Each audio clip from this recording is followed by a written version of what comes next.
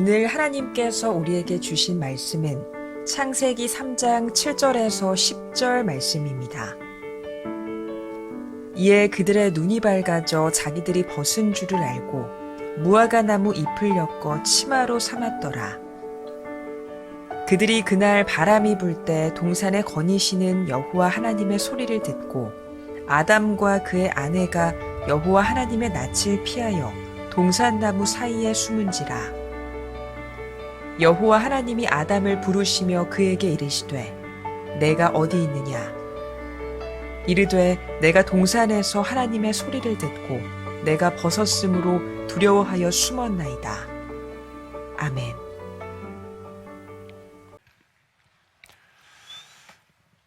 아담과 하와는 사탄의 치밀한 전략에 의해서 하나님이 금하신 그 선악을 알게 하는 나무의 열매를 따먹고 말았습니다. 그런데 그 결과는 어떠했습니까? 정말 뱀의 말처럼 눈이 밝아져서 하나님과 같이 되었습니까? 아니죠.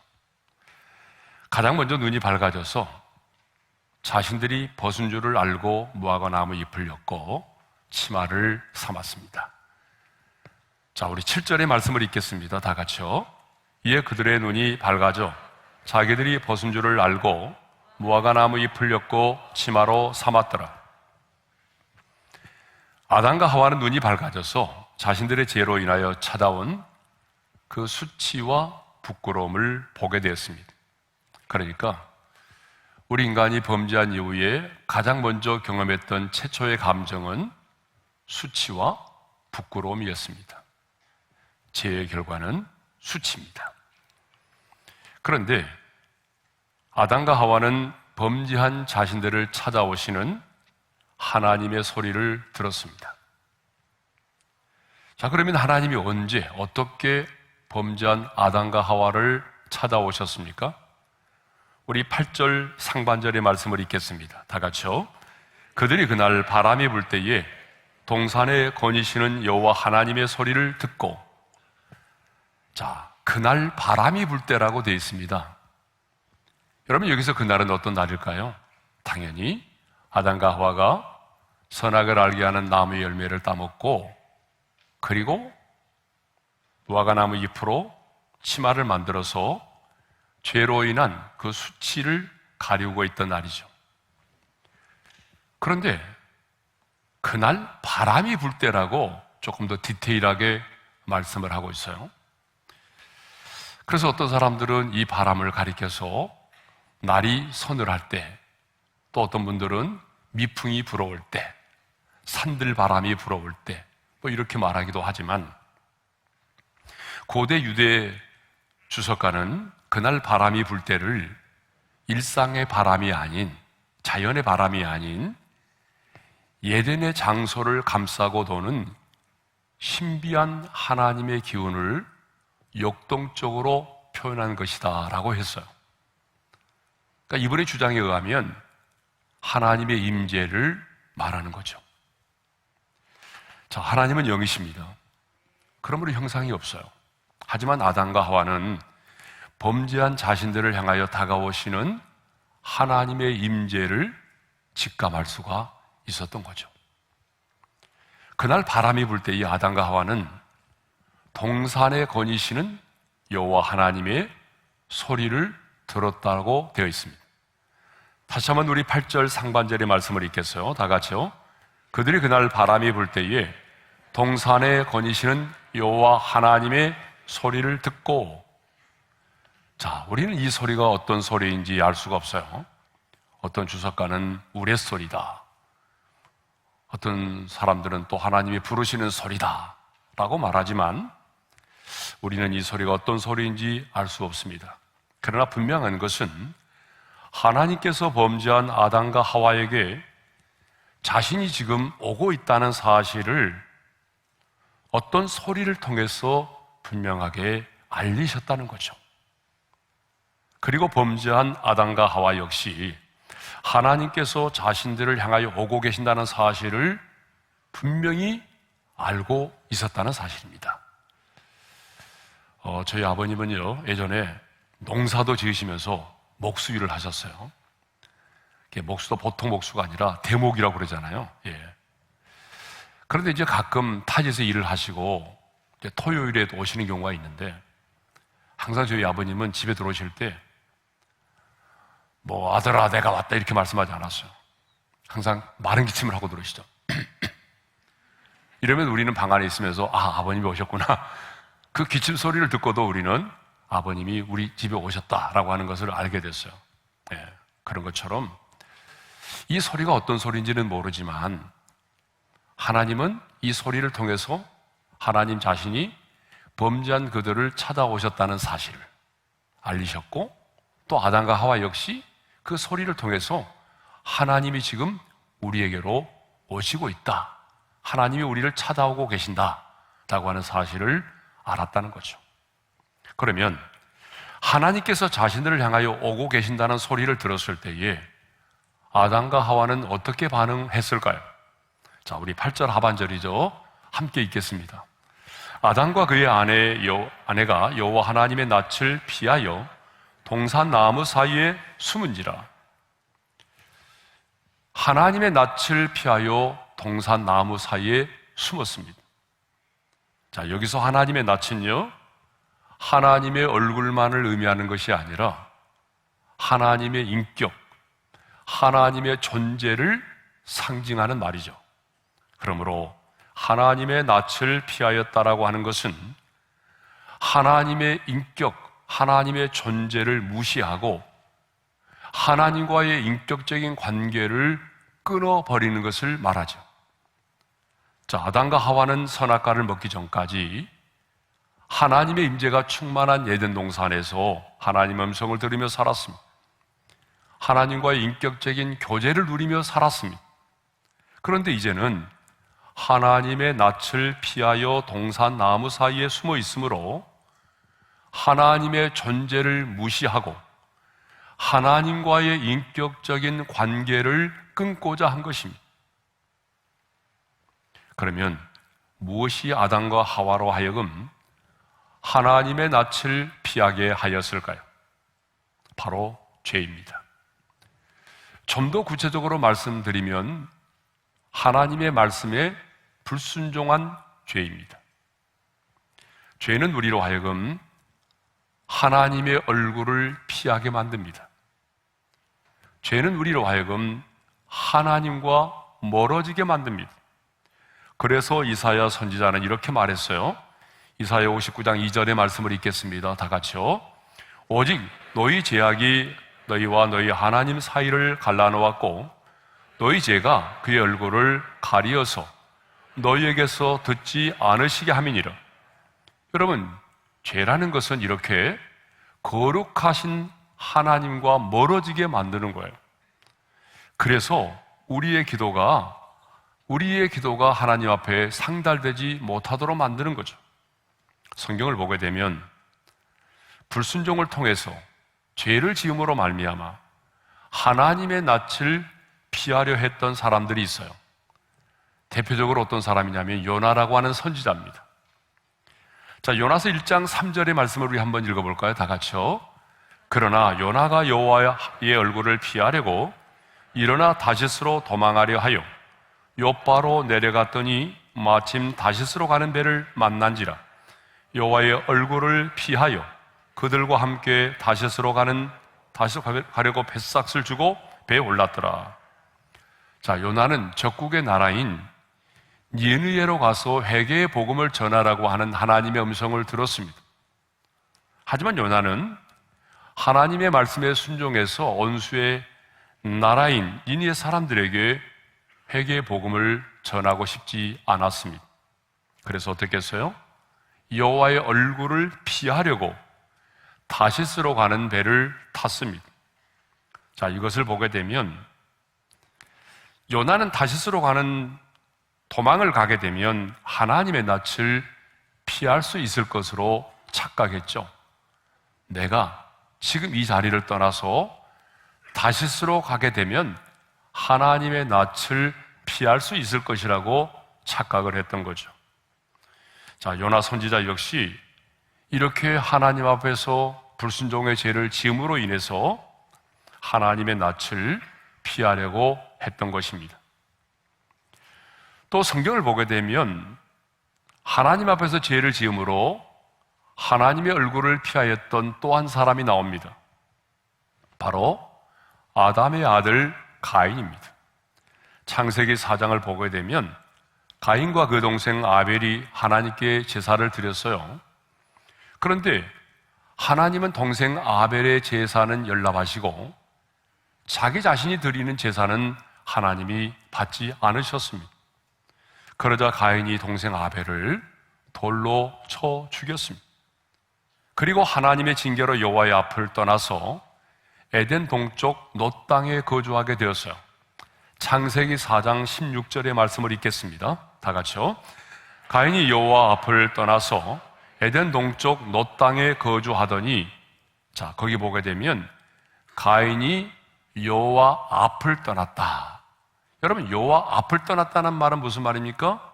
하나님의 얼굴, 하나님의 낯을 떠났음을 말하죠. 동생을 쳐 죽인 인류 최초의 살인자인 가인은 하나님의 낯을 피하여 에덴 동쪽 놋 땅으로 가서 거주하게 되었습니다.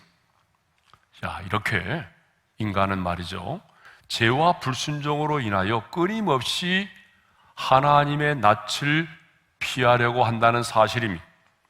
하나님 앞에서의 숨을 곳을 찾는다는 사실입니다. 하지만 피조물인 인간은 온 땅과 온 세상에 충만하신 하나님의 낯을 피하여 숨을 수가 없습니다.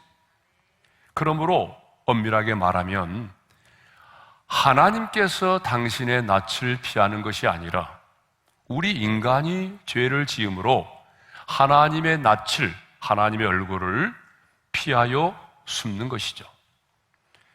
오늘 이 시대를 사는 우리들도 마찬가지입니다. 죄를 짓고 나면 요나처럼 하나님의 낯을 피하려고 합니다.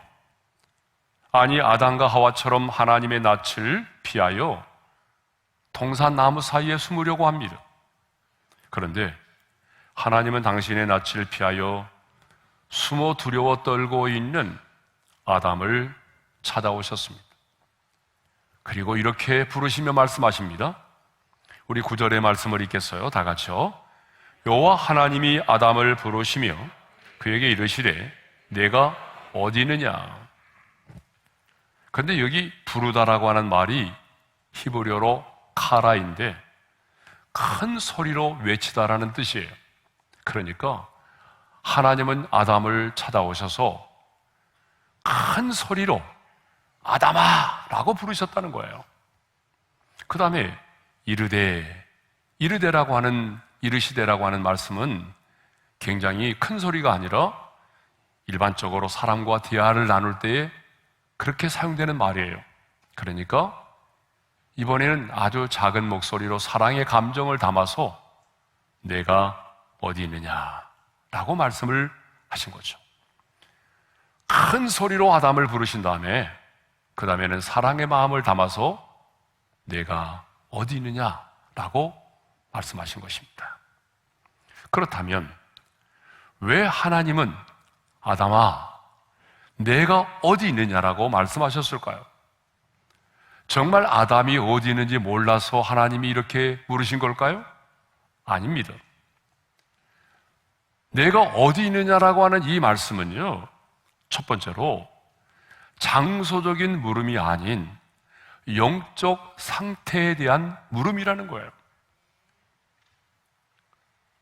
아담이 처해 있는 영적인 상태에 대한 물음이에요. 다시 말하면 아담의 영혼의 현주소, 그의 삶의 좌표에 대한 물음입니다. 그러므로 아담아, 내가 어디 있느냐? 이 물음은 네가 왜 그렇게 두려움 가운데 떨고 있게 되었는지, 왜 나의 낯을 피하여 동산나무 사이에 숨어 있는지, 왜 너와 나의 관계가 이렇게 되었는지를 생각해 보라는 거예요. 그러므로 아담아, 내가 어디 있느냐? 이 물음 속에는 아담을 향한 하나님의 아픈 마음이 담겨져 있는 거예요. 아담아, 나는 너를 모든 것을 정복하고 다스리는 자로 창조했어. 너는 나의 대리자야. 그런데 왜 그렇게 지금 두려워 떨고 있니? 아담아, 나는 너를 그렇게 두려움 가운데 떨며 살라고 창조하지 않았어. 나는 너를 그렇게 피하여 숨어 지내며 살라고 짓지 않았어. 지금 내가 있는 곳은 내가 있어야 될 자리가 아니야. 지금 너의 영적인 상태를 점검해 보라는 거예요. 내가 왜 이 자리에 있게 되었는지를 점검해 보라는 거예요. 내가 왜 이렇게 수치심을 갖고 두려움 가운데 살게 되었는지를 점검해 보라는 거예요. 너의 현재의 영적인 상태를 점검해 보라는 것입니다. 오늘 이 아침에 하나님은 동일하게 우리에게 말씀하십니다. 우리의 이름을 부르시면서 내가 어디 있느냐? 지금 너의 영적인 상태는 어떠냐? 예? 나와 너와의 관계는 어떤지 한번 점검해 보라는 거예요. 네가 왜 그렇게 수치와 부끄러움과 두려움 가운데 떨고 그렇게 살고 있는지 점검해 보라는 거예요. 왜 이렇게 조그마한 일에도 두려워 떨고 그렇게 상한 마음을 가지고 살아가고 있는지, 왜 이런 일이 너에게 일어나는지 너의 상태를 한번 점검해 보라는 거예요. 두 번째 의미는 뭐예요? 다시 내게로 돌아오라는 거예요. 아담과 하와는 자신들이 하나님과 같이 되려는 교만 때문에 하나님과의 언약을 파기하고 범죄하였지만 하나님께서는 그들을 포기하지 않으셨습니다. 그래서 하나님은 그들을 찾아오셨습니다. 그리고 아담아, 내가 어디 있느냐라고 물으셨습니다. 왜 물으셨을까요? 이제 더 이상 수치와 부끄러움 속에 갇혀 있지 말고 다시 내게로 돌아오라는 겁니다. 더 이상 어둠의 자리, 두려움의 자리, 수치심의 자리에 머물러 있지 말고, 더 이상 나의 낯을 피하여 숨어 있지 말고 다시 내게로 돌아오라는 것입니다. 죄를 회개하고 본래의 자리로 돌아오라는 것입니다.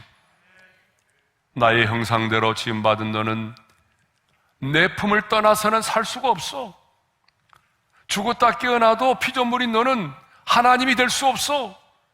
그러므로 다시 돌아와야 해. 너는 나의 음성을 듣고 너는 언제나 내 앞에 있어야만 해. 아담을 향하여 내가 어디 있느냐라고 물으셨던 하나님은 오늘 저와 여러분에게도 동일하게 물으십니다. 사랑하는 아들아, 사랑하는 딸아, 지금 내가 어디 있느냐? 여러분은 지금 어디 있습니까? 아담처럼 불순종의 죄로 인해서 하나님의 낯을 피하여 숨어 있지는 않습니까? 점점 세상을 사랑하여 하나님과 멀어져 가고 있지는 않습니까? 그래서 외로움과 수치심과 불안과 두려움에 떨고 있지는 않습니까? 그렇다면 이제 주님께 다시 돌아오십시오. 어둠의 자리에 있다면 빛의 자리로, 불순종의 자리에 있다면 순종의 자리로, 예배의 자리에서 멀어졌다면 다시 하나님의 은혜의 보좌 앞으로 나오십시오.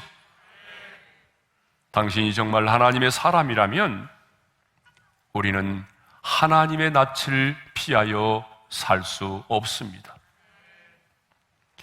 하나님께서 아담과 하와를 찾아오사 내가 어디 있느냐?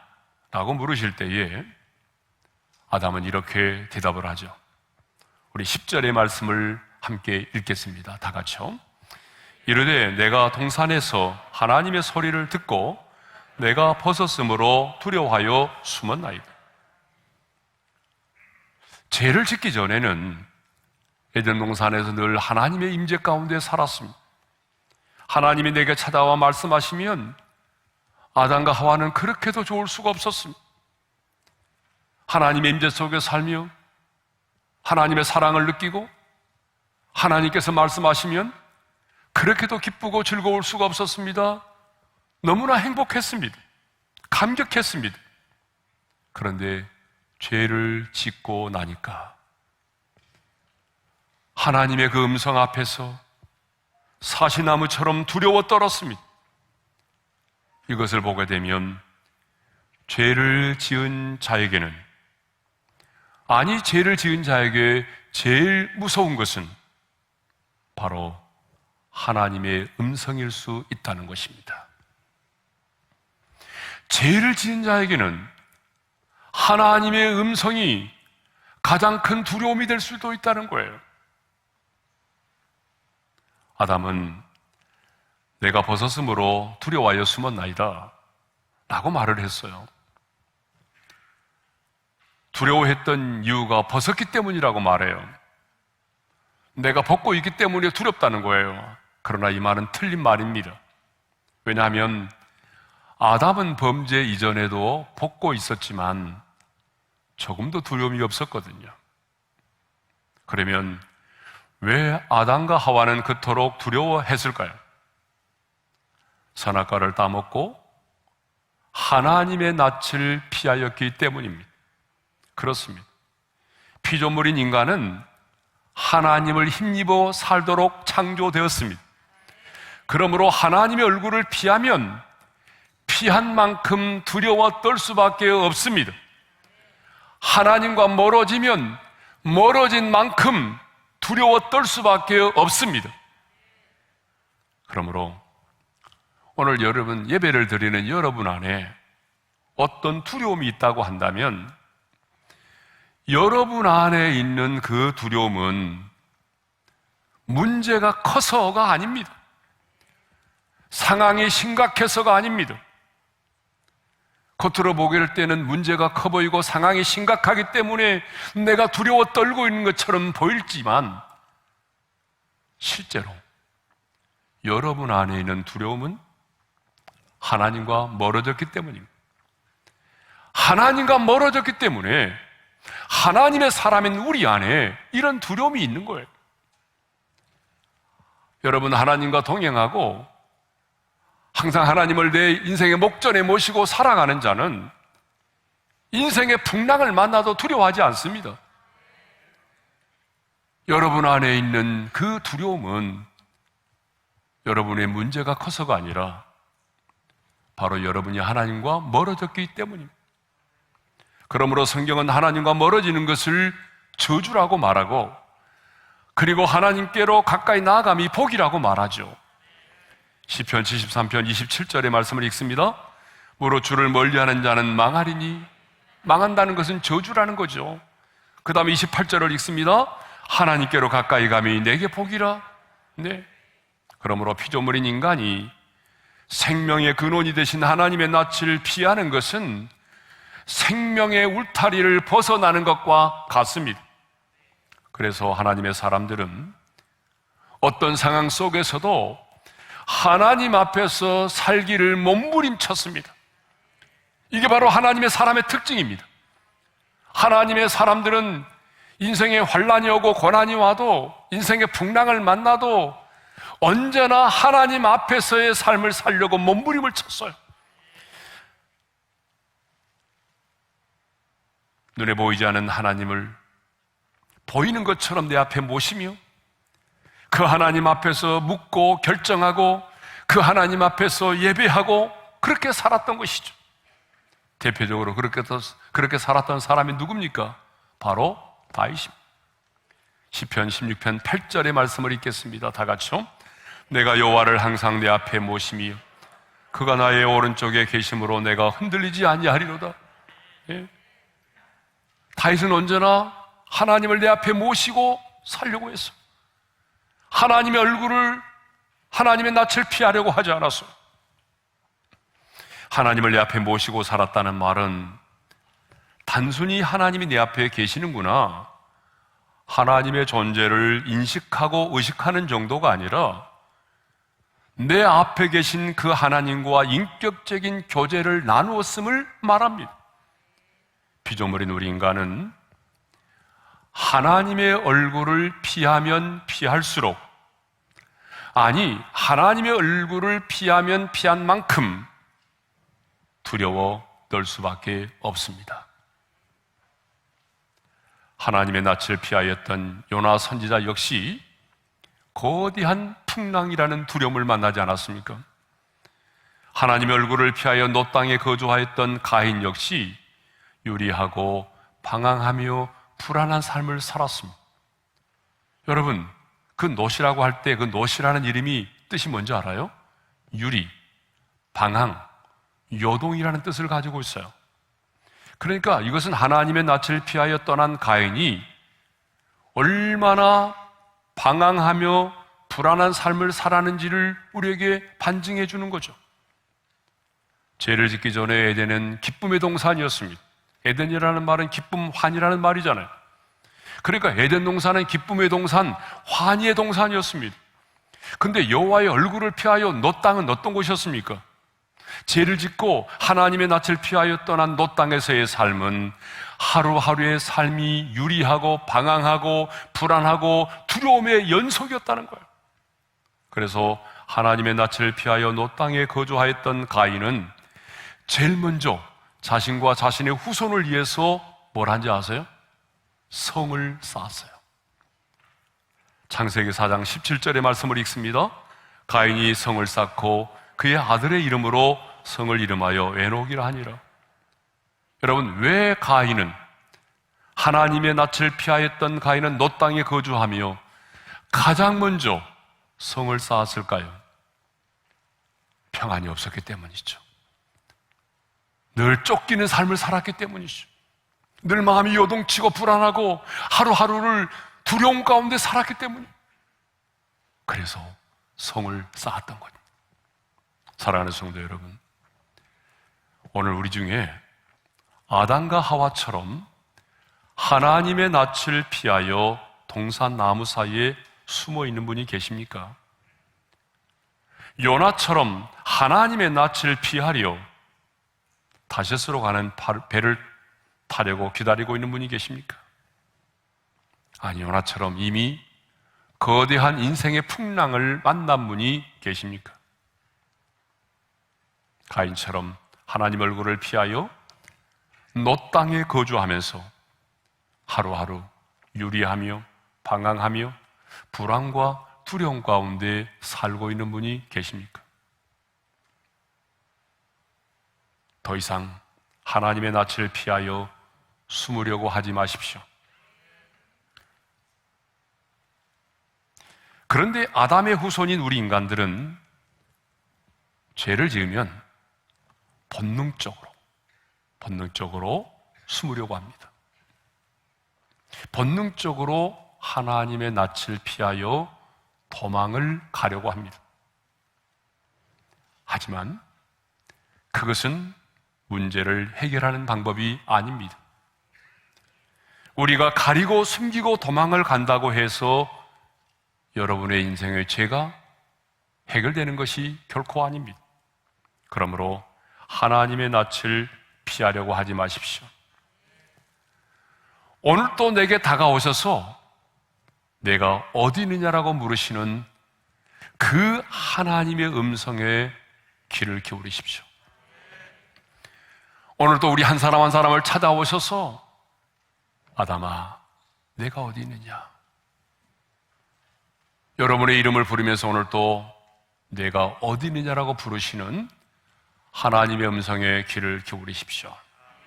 그리고 솔직하게 그 하나님의 음성 앞에 숨으려고 하지 말고 솔직하게 여러분의 죄를 고백하십시오.